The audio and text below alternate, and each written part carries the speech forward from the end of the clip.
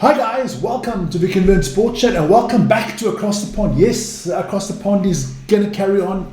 We just changed the channels around and everything, as you guys might have noticed lately.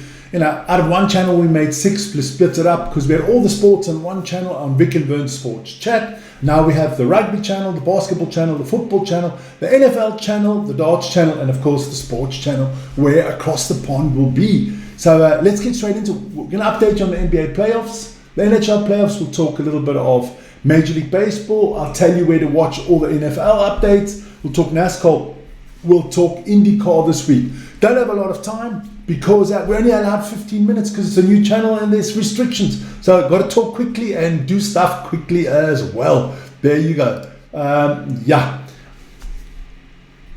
Like, subscribe, and hit the notification button. It's running on the top. But first of all, we get into some sad news here. Brandon Clark of the Memphis Grizzlies, 29 years old, passed away this week. Our condolences go out to Brandon Clark, his family, friends, teammates, and the whole Memphis Grizzlies organization. Sad when such a young man goes away. We won't get into how it happened because there's still rumors going on, and the minute we know, we'll let you know. Then, of course, we got Jason Collins, another iconic person in the NBA. He was in an ambassador role at the moment, passed away also this week, age of 49. To Jason Collins, to his family, to his husband, to everybody connected to him, our condolences here as well. What a great athlete, first athlete in the NBA ever to come out to say that he was gay. So he broke a lot of barriers down, and he did the same as an ambassador for the NBA. So all our condolences to all of you out there. So let's get into the sports because we don't have a hell of a lot of time to do it in, and I hope I get it done. Look, the Lakers Thunder series, that was a quick one, 4-0. No chance there for the Lakers. Look, they weren't going to win the series without Luka Doncic, and they might not have won the series with Luka Doncic. I don't think so. I do not think so. Then we'll stay in the West, and we'll go to the Spurs against the Timberwolves. Spurs leading that one now 3-2. Game 6 will be in Minnesota on Friday night. Check that out. I just want to go through the stats of that game a little bit quickly for you guys. There you go. Out there on the screen at the moment. Look, Rudy Gobert has got to up his game if he wants to help the Timberwolves out, because without Rudy Gobert having a big game against Wembanyama, I don't think the Timberwolves can win this series. I mean, Anthony Edwards is going to do what Anthony Edwards does. McDaniels, Randall, they're all doing their jobs. But they need somebody to stop Wembanyama. And, I mean, look on the defensive end. He just makes too many players alter their shots. And that is one of the reasons, the Grizzlies only shot 38% from the two-point line, which is not a great number if you compare that, if I put it out there, to the 52% that the Spurs are making. Wembanyama makes you change your shots. And that man's, what is he averaging? 6-7 blocks a game now during the playoffs. That is not a good look there for the Timberwolves. I'm not going to rattle on too long. I'm just going to try to give you all the information because I'm going to show you something afterwards. So stay tuned. The Knicks, they won that series easy peasy, 4-0 against the 76ers. 76ers embarrassment, disgrace. Really, I feel let down by the 76ers in this series. It just didn't turn up. I mean, Joel Embiid should have dominated on the center position. He didn't. No one could stop Jalen Brunson. The Knicks just had too many weapons. And the 76ers, I mean, for me, the only player that actually turned up the whole season for the 76ers was Tyrese Maxey. Then we move on to the Pistons Cavaliers series. And surprise, surprise, James Harden becoming Mr. Playoffs. They took game 5, they won 17-113 in OT, big game there. Let's break that game down. Game 6 is on Friday in Cleveland, so Cleveland could wrap it up. Would be a surprise, knocking off the number 1 team out of the East. Let's have a look at those stats there. I mean, look, close game, good stuff there. Cade Cunningham, 39 points. He needs a little bit of more help, especially on the defensive end against the Cavaliers. Let's put that out at the bottom, the rest of the statistics, as you can check that out. Then let's have a quick look at the Cavaliers statistics as well. There you go. Look, Donovan Mitchell, 21 points. James Harden, 30. Max Strus, 20. Evan Mobley, 19. Jared Allen, 16. I mean, you know, they're all chipped in there for the Cavs. And can the Cavs win the NBA is the question. I don't know, and I don't think so. I just don't think so. I don't think so. But look, I'm not going to rattle on too much about the NBA because, guys, here we go. We have an NBA show that comes out at least once a week on our basketball channel. So check that out, NBA update. We also have a EuroLeague update on that channel. Let me plug the channel. There it is. Vic and Vern Basketball. That is how you get there. Just type in the @ Vic and Vern's Basketball, and you get weekly updates on the NBA there. This across the pond will always mention the NBA, but we do have a basketball channel, so we're going to concentrate more on ice hockey that we don't have a channel for and stuff like that. Here we go. So let's move on. Talking about ice hockey, let's have a look at the NHL playoff bracket there. Look, Colorado is waiting in the semifinals. Carolina's waiting in the East. We're just waiting to see if it's Vegas or the Anaheim Ducks or the Buffalo Sabres or the Montreal Canadiens. Let's have a look at that Avalanche series there. Look, I'm always going to just show you the last game. Easy 4-1 win there in the series for the Colorado Avalanche. We're the best team in the regular season. That's what I expected. I didn't expect this game to go further than maybe 6 games max. Let's have a look at the stats there. That's with the stats in the game. Look, Avalanche have 34 shots on goal. The Minnesota Wild only 20. You can look at the stats there yourself. But what I want to get into is Minnesota led this game 3-0. They led this game 3-0 from goals from Johansson, Foligino actually at 2, and then from the second, that was all in the first period. Then from the second period, it was all Avalanche, baby. Kelly made it 3-1. Jury made it 3-2. Then of course, Nathan McKinnon, he's going to score. He made it 3-3, and then Brett Kaluk in overtime made it 4-3 for the Avalanche, and they are through to the conference semifinals. Who are they going to face? Well, this is what we're looking at. The Ducks against my Golden Knights. Everybody knows, big Golden Knights fan. Golden Knights leading this one 3-2. Game 6 is in Anaheim on Friday night. So can the Ducks equal and take it to a game 7? We will see. Let's have a look at the stats of games 5. Ducks had more shots on goal.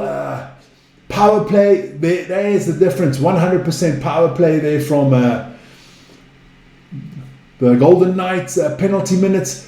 Golden Knights, a lot of penalties are crazy if you look at that. So let's see if they can cut down on the penalties, then they shouldn't have a problem.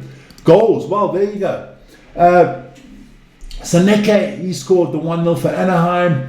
Doroveyev, he tied it up at 1-1. Then the Golden Knights went up through Thomas Hurty, 2-1. Olen Zellweger made it 2-2, and then in overtime, it was Doroveyev again scoring. So he scored double. Pavel Doroveyev scoring double for the Golden Knights and getting that magic, important win for the Golden Knights. We move to the east of the NFL and NHL, sorry. Carolina, they swept this one big time, baby. 4-0. Flyers didn't have a hope there. I mean, if you look at the scores, there were 2 overtime games. Flyers could have got something. But look, the Hurricanes, I think the Hurricanes and the Avalanche are heading on a collision course. I hope not. I hope my Golden Knights can get in there. But those were the 2 best teams in the regular season. Let's have a look at the stats of game 4 there. Look, 40 shots to 17. Need I say more? That's all I need to say. I mean, that double the amount of shots Carolina had compared to the Flyers. Let's have a look how the goals fell in that one. Tyson Foster there, 1-0 for the Flyers. Jackson Blake made it 1-1 after 2 periods. Then in the third period, Carolina took the lead through Logan Stankoven, 2-1. Flyers fought back nicely. Alex Bump, 2-2 there. And then in overtime, Jason Blake once again. Every game so far, we've had a double scorer there. Jason Blake getting the 3-2. And Carolina won that series 4-0. Montreal against the Sabres, the last Canadian team left. I like Montreal. I like a Canadian team to go to the final. This series is tied 2-2. Game 5 tonight. So that should be an interesting one. That is in Buffalo at the Sabres. Look, it's not that far from Montreal to Buffalo. So Canadians fans, drive down, get your tickets, man. Make the Sabres Arena your home arena. There you go. Let's have a look at what happened there in Game 4. Sabres 22 shots on goal, Canadians 31. Power play was good from the Sabres. Penalty minutes, 16 minutes to the Sabres, only 10 to the Canadians. Let's have a look at how the goals fell. Well, Samuelson put the 1-0 on the board there in the first period for the Sabres. Then Newhook and Caulfield scored respectively for the Canadians, and they were up 2-1 after the first quarter. In the second period, then Thompson, he tied it at 2-2, and in the third period, Zach Benson scored the 3-2 to tie the series up at 2-2. Damn, I'm rattling this down quickly because I've got to check the time. I've got exactly 4 minutes to go. There we go. Let's have a quick look. Just quickly tell you, go check out our NFL channel there. We've got a Seahawks show there. We've got an NFL show there. I'll just plug it for you guys. That's the channel. That's how you get there. No problem at all. We'll just have a quick look at the baseball standings. That's your American League standings. Best team in the American League, Tampa Bay Rays with 28 wins. You guys check out those results there because I want to get into the motorsport before I can't carry on. And National League, look, best team in all of baseball, the Atlanta Braves. 30 wins already. Cubbies doing well. The San Diego Padres doing well. So if you love your baseball, get into that. Next week, we'll get into all the stats in baseball. Who's leading the pitching? Who's leading the batting stats? Let's get into the IndyCar because it's going to get exciting. Look, Christian Lundgaard won the Grand Prix there ahead of David Malakas and Graham Rahal. Damn, that sounds like... Geez, I was young when his father was around. Joseph Newgarden and Alex Palau, the championship leader. That was a good result there for all of them. And let's have a look at the standings in the IndyCar quickly. Alex Palau way out in front ahead of Kyle Kirkwood and David Malakas. Christian Lundgaard in fourth. What's the next race? Well, guys, the next race is the Indianapolis 500, the 110th running of that. So our next show, next week, across the pond, we'll concentrate on the Indianapolis 500. I'll give you in-depth history on the Indianapolis 500. We'll show you the racetrack. We'll show you everything because it's a big event, the 110th running of the biggest motor race in the world. NASCAR, we will not forget NASCAR here as well. Shane Van Gisbergen winning there in Watkins Glen ahead of Michael McDowell, Ty Gibbs, Chase Briscoe and Tyler Reddick.